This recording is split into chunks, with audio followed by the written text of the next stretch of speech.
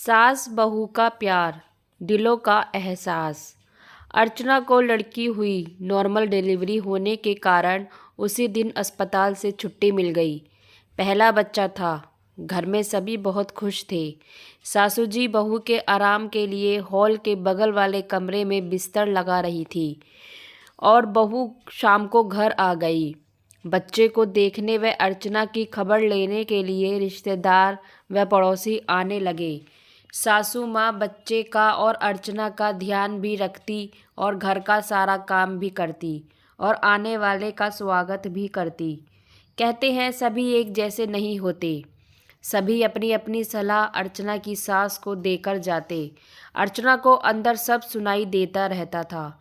उसी समय एक पड़ोसी की पत्नी आई और अर्चना की सास से कहने लगी, देखो, वैसे तो हम डिलीवरी में पूरा मेवा, घी, गोंद, काजू, बादाम, पिस्ता डालकर लड्डू बनाते हैं, पर अपनी लड़की के लिए अब बहू है और लड़की पैदा हुई है तो थोड़ा कम भी चल जाएगा।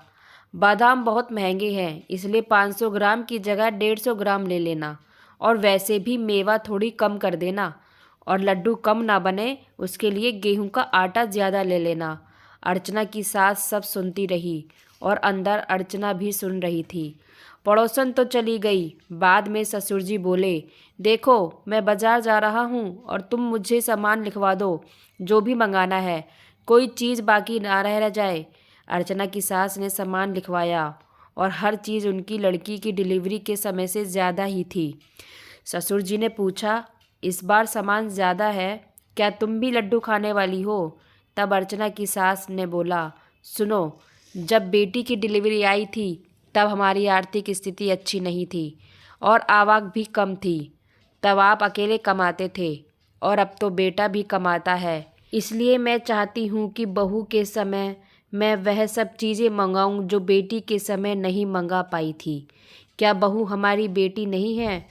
और सबसे बड़ी बात तो कि बच्चा होते समय तकलीफ़ तो दोनों बार को होती है, इसलिए मैंने बादाम ज़्यादा लिखे हैं। लड्डू में तो डालूंगी ही, पर बाद में बहू को हलवा बनाकर भी खिलाऊंगी, जिससे बहू को कोई कमज़ोरी ना आए और बहू और पोती हमेशा स्वस्थ रहे। अर्चना अंदर सब सुन रही थी और सोच रही थी, मैं कितनी खुशकिस्मत हूँ।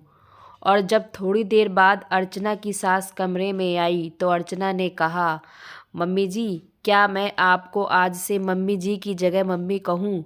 बस फिर क्या था, दोनों की आंखों में आंसू आ गए। तो फ्रेंड्स, ये कहानी आपको कैसी लगी कमेंट्स बॉक्स में ज़रूर बताइएगा। कहानी को लाइक व शेयर ज़रूर कीजिएगा और चैनल पे नए हैं तो सब्सक्राइब कीजिएगा। कहानी सुनने के लिए धन्यवाद।